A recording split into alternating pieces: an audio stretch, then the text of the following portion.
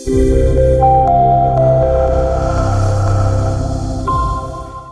is going to be a part 2 to one previous episode that we had with Adam, where we were talking about just the automation and the tech side of Chime, and it was very well received.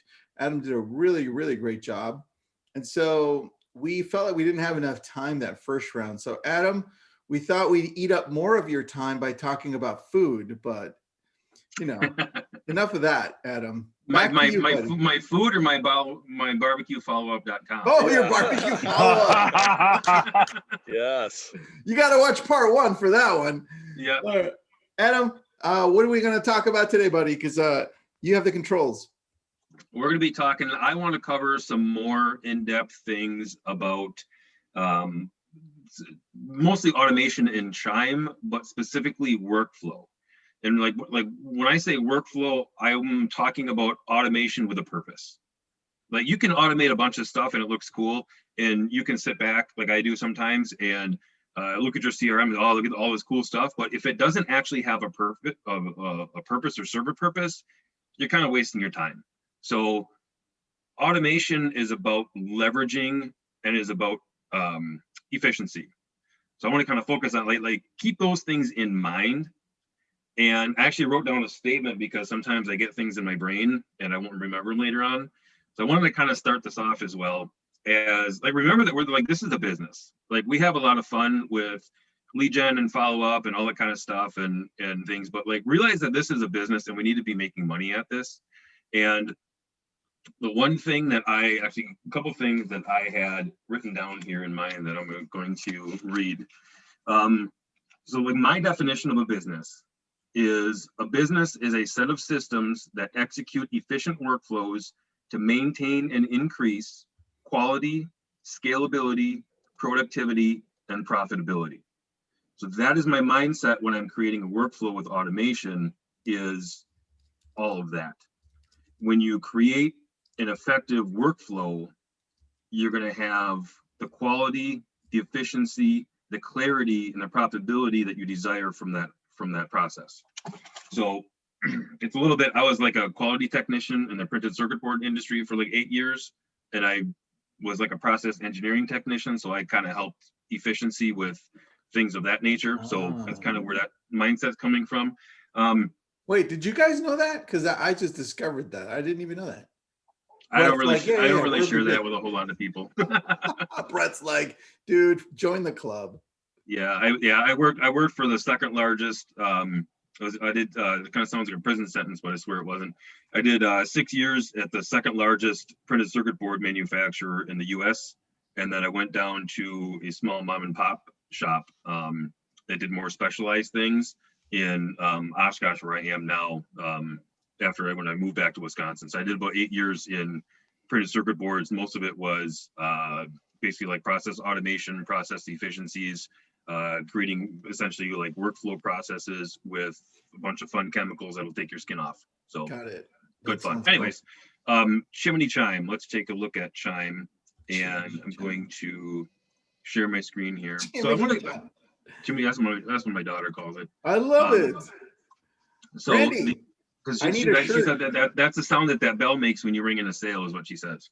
Nice. So, I like it. That's awesome.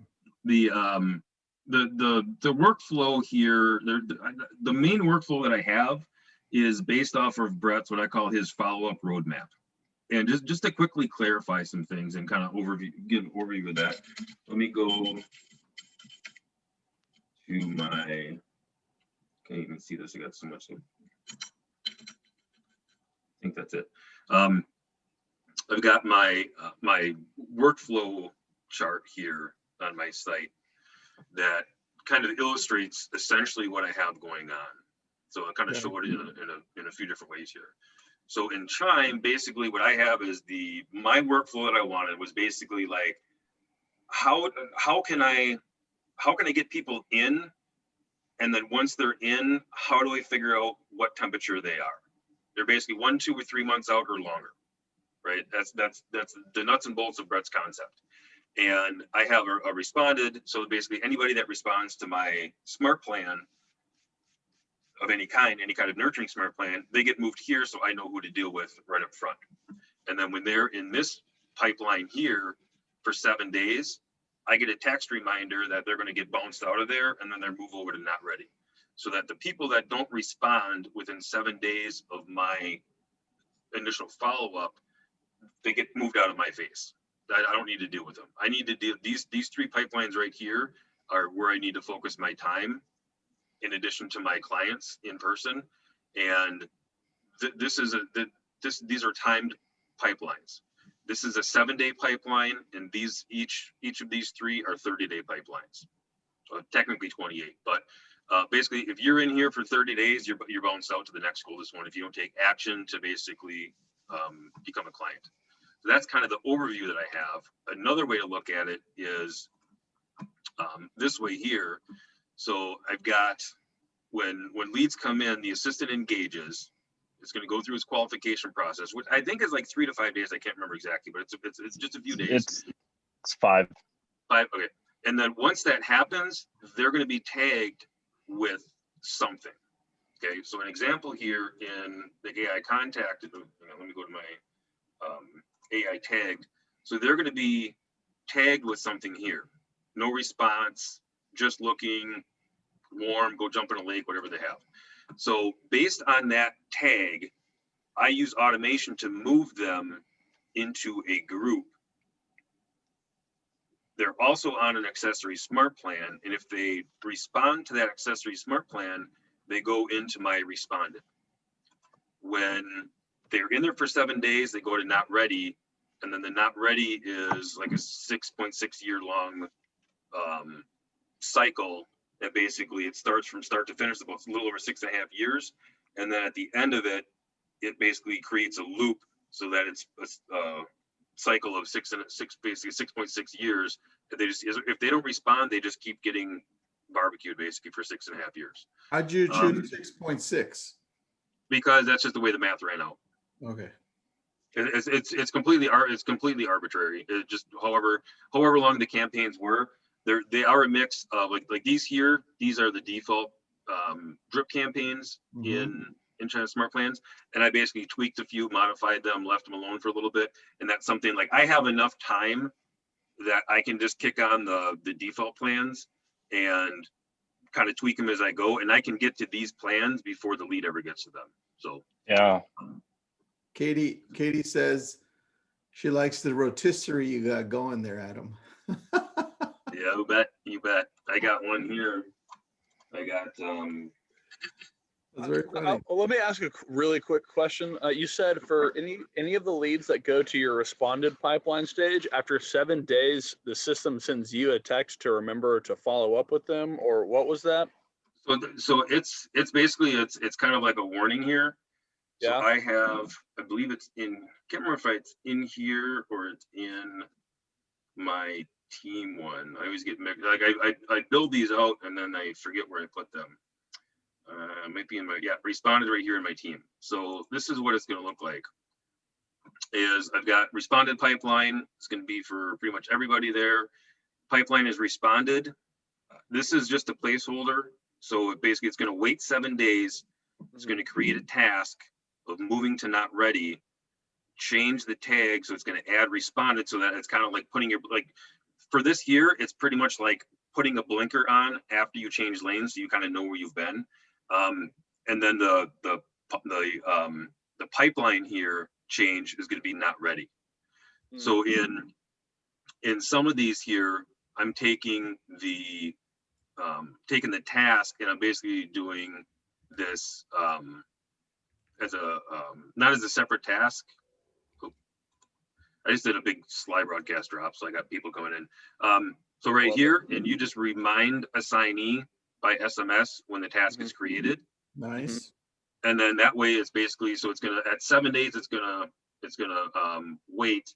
At 9:30, it's gonna set this task to basically say, hey, moving to not ready. And then you're gonna get a text that basically has this as well. And you just check that box by default. You're gonna get the agent that's gonna be assigned to this. Again, if they have an activated dialer package, is going to get this text message as a reminder. So this is just kind of one of those like, and one of the things I asked support to do is I'd like to have a delay set. Anytime that we do this new, the change pipeline group tag, that kind of thing, it's going to be an immediate action. And I want that step to be delayed in here so we can say, hey, like wait 7 days, then change the tag, then change it, and that kind of so on. So Adam, I think you can. You and I will let's chat after this is over. I'll call you when this is over. Let's chat, because I think that's changeable. Okay, yeah, because every time I've tried to do that in a plan, it basically grays out or basically goes right to the immediate. So I'd have to have a placeholder in there, and so but then there's ones where, like, I'll show you in a little bit, where I do what I call the split step with automation, so that there's absolutely no excuse why a buyer does not have a property alert. And I'm using that from a workflow from my website that I'm building out, so that they come in with the tag, using that to trigger a smart plan as a single split step and a conditional question in there to basically figure out what I need to do. And it's just that kind of workflow. So it's kind of like, ask the question. And what I like to do is, I'm gonna tease Tristan for a little bit here. See, that's the barbecue follow-up website. It's gonna be coming live in a little bit here. Ooh, but what I like to do is, I like to start at the result and create my workflow backwards. Yeah. Right? So like, what's the goal here? The goal is, I wanted to get buyer leads on a property alert. Okay, well, what are some pitfalls? Like, what would have to happen right before that result is accomplished? yeah. And then what are some pitfalls that I have to overcome? And should I use automation, or should I not use automation to accomplish that and overcome or work around those pitfalls? So one of the things is that you have leads that will come in. So I have my registration on my website set to one property view. Then if and when they register, they may only look at that one house and bounce, which is fine. It happens quite a bit. So what I do is, I have a filter set in I was kind of learning this. I had a filter set in here, set and saved in here, so that if they didn't have a property alert here, they could basically do a search. So all mine here, this is, I got to kind of do some work with these people here, but these people don't have a, actually he's listing on Friday with another agent. But these people don't have property alerts on here. So it's like, okay, I got to take action on here. Like what people need property alert stuff. So what I did was, okay, on my homepage, I did this just to kind of show you, because I'm kind of doing things in the background here. So these are just the home junction links. They're just the map on the top and all that fun basic stuff. Okay. What I did for my workflow that I built out is a little bit different. So what I'm doing is basically this Oshkosh, which is the city here, I threw a text block up here to kind of show them how I want them to use this site and how they can leverage this site to get access to me and help them get what they want. Okay. So I talk about basically, like, this is active listings here. Things change every minute. So what you see here technically might not be available, but this is the stuff that you can buy right now to the best of the information that we have. You can request showings. We've got live agents that'll basically rock and roll when you're ready. Let's get in there. You can also favorite, and that's, go ahead. I was gonna say, I think we should stop for a minute, because I think, Adam, you and I can get really technical really fast. One of the things we need to touch on is, for the people that are watching this right now, why we are doing this, why Adam and I build these kind of things out. And what I want to touch on really fast, Adam and I are building things out like this. And the reason why he's showing this to you, and the reason why this is important, is because it's all about scalability. And if you're getting right now, let's say 1 lead a day, it's very easy for you to do a follow-up with that one person. You have very limited people in your pipeline. You don't have a lot of people that you're working with. That makes sense if you're doing this manually. But if you want to scale up, which is what everybody's trying to do, everybody's trying to scale all the time. What Adam is showing you here, and why this is so important, is it's automating the process to allow you to work with people that are ready to go, that are in that hot pipeline. And so all of the stuff that he's showing you right now, the reason why this is so important is because as you grow and as your database gets full of people, having buyers on and sellers on a 6.5-year drip that you don't have to think about, that the system will automatically notify you that these people are ready to go. That helps bridge the gap, if you would, of hiring some people to manage this for you and have an hourly employee, or let the automation that you're already paying for do the work for you. Anyways, I just wanted to let everybody know the reason we're doing all this is for scalability. And even if you're getting 1 or 2 leads a day, you're not doing 350 leads a day plus. It's very important to be doing this, because as you grow, the longer you have your website, the more you grow, the more you're going to need this automation to help you stay top of mind in front of people. Anyways, continue. Sorry, Adam. Thank you. Yeah, no, I appreciate it. Thank you. Because yeah, he's better at the why than I'm just like, dude, look at this stuff. Look at the shiny stuff. So I'm basically telling them how to use this. You can see, so Oshkosh right now, just to give you a perspective here, Oshkosh is about 70,000 people, and there's 60 active listings right now. There is actually 59 this morning when I checked. One went live this afternoon. So what happens is they're going to come here. They're going to look at a property. I'm already logged in, so it's not going to work. But when they're prompted, they register. This is actually a landing page link with a tag. So when I created this on the site, I basically did a landing page. I went to the neighborhood block. I used a link, pasted the landing page link in here so that when they come here and register off of this page, they're going to get tagged with Oshkosh Basic. Oshkosh Basic is a smart plan that is created on my smart plans, and I have a lot of stuff for the AI stuff. But what I do with this split step here, let me come down here and show you. So what I have is Oshkosh Basic, buyer, seller, renter. Okay. Tag coming in off the landing page is Oshkosh Basic. This is just an automation step. This is just automation here, no communication. Okay. Except if they already have, so I'm using this is what I call a split step. So when they come in with that tag, if they have a property alert already made, which means they've been clicking through properties already and Chime attached to search alert, it will send out this text. Basically, thanks for signing up on my website, check your email. So I'm forcing them to kind of like, hey, go check your email, go check your spam. If you need adjustments, reach out, right? I'm here to help. Come from a place of helping, not a place of selling. If they don't have a property alert, now they're going to get a predetermined Oshkosh 150,000 to 300,000 property view. The highest, or the highest demand right now is for 3 2s between 150 and 300. So that's what I said on the alert.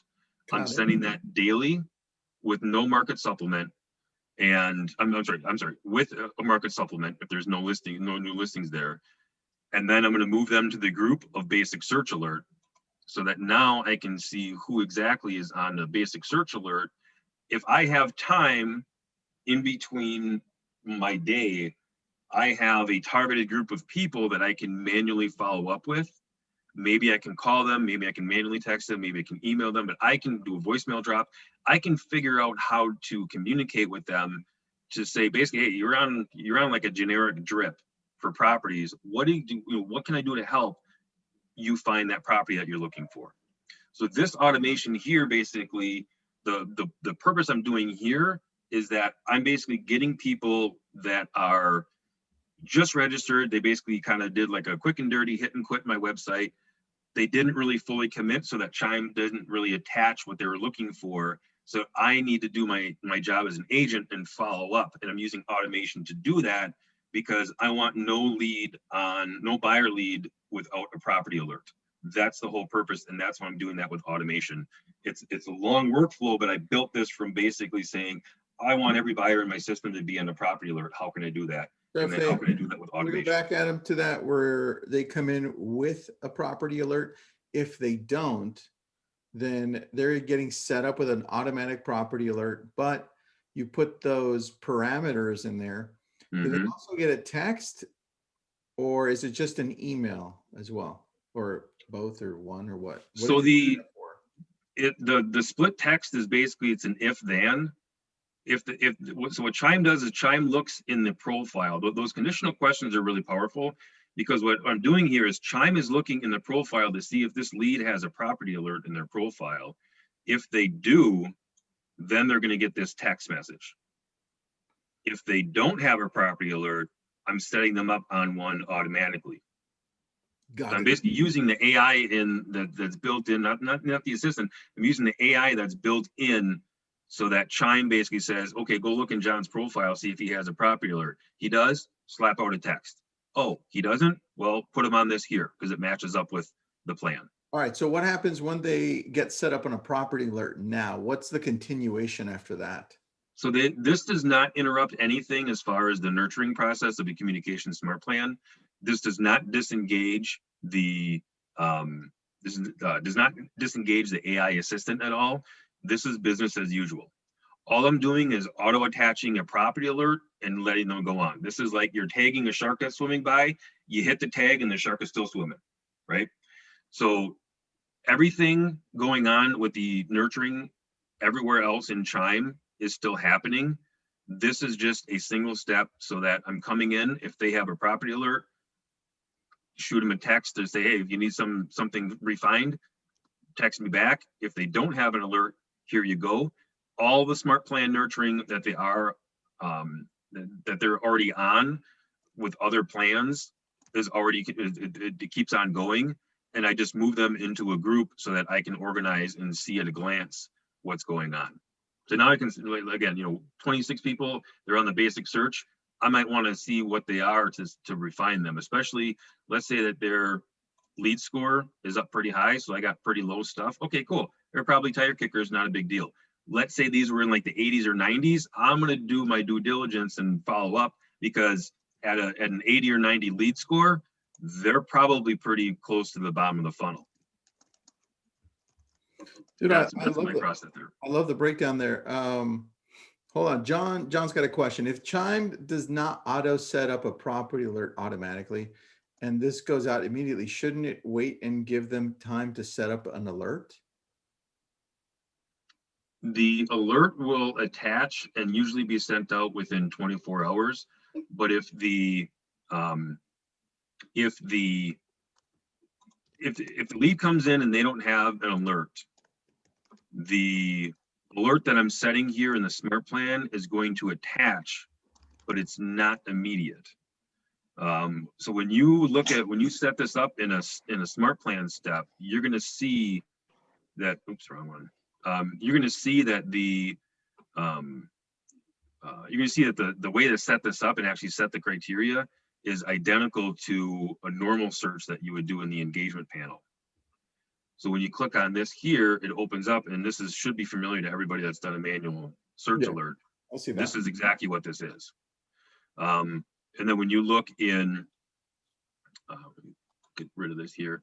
When you look in the settings and the auto property alerts, this is what it's following.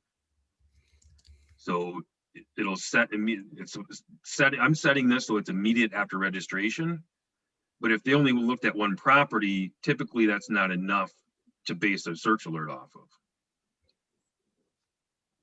All right, that makes sense. I like that. So, yeah, so this is kind of like a catch-all to basically say, like, if they didn't give Chime enough information to set a property alert, this is a catch-all. This is me slapping that patch on the jug of water to stop the leak, so that if they come to my system and register and they don't give Chime enough information to be in a property alert, I'm setting them up with a generic search to get in front of them every single day in the morning.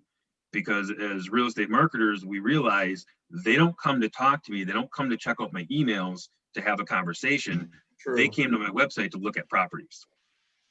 So that's what I want. I want to make sure that I'm giving them what they came to my website for, which is property information. And what do you typically exclude there when you're saying exclude pipeline? What else? Exclude pipelines. So the excluded pipelines is basically anything that's in a client status, or that they are basically told me to go jump in a lake. Got it. So anybody disqualified or don't contact anymore, like that. Yeah, or other, like I have other agents that are playing around on my website. I don't want them, I don't want to waste those on there. So, but yeah, pretty much anything, like these are all like leads and pre-clients. That's totally fine. Once they get to this point here, this is kind of like in limbo, and then I leave these on if they're signed or listed or coming soon or active listing, because as soon as I get a client that listed, they kind of transition, they kind of do a Superman thing, rip open the shirt, and now they're a buyer at that point. So I still want, if I got like a buyer seller lead in there that needs to do both, I still want them to get property alerts if they listed their property, or if it's coming soon status, if it's active listing status. They need to start looking at homes on the market because they're getting activity on theirs. We need to move forward. So that's kind of where I leave those open, so that they still have the property alerts there. But once when they're under contract, that's generally where I cut it off. And this is mostly because buyers are going to be on this here. In a seller thing, or a seller situation, I can manually send that out as well, and I can also go to my MLS as well. So, dude, I love it, man. I love it. I also need a book or compilation of Adam's best one-liners. I know. I was laughing at that. They bust open their shirt and Superman. It's a Superman lead. Oh, it's so good. Super agent stuff. Adam, we're out of time, buddy. I know. That's it happens. I feel like we need to talk to you once a month. I'm okay with that. I got time. All right. Well, dude, I love it, man. What do you think, Randy? Brett? I think we should talk to him all the time. We should have our own Adam Frank webinars, right? Right. An Adam Frank series. No, that's good. With 30 minutes in the mind of a freak show. as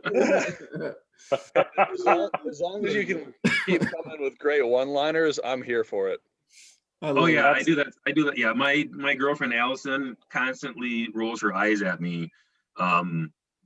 A lot of time with just some of the stuff I come up, and she's like, "Do you have like?" She always thinks I have this stuff chambered, like I'm just waiting to use it. I'm like, no, this is what happens in my head all the time. I just have no filter and things fly out.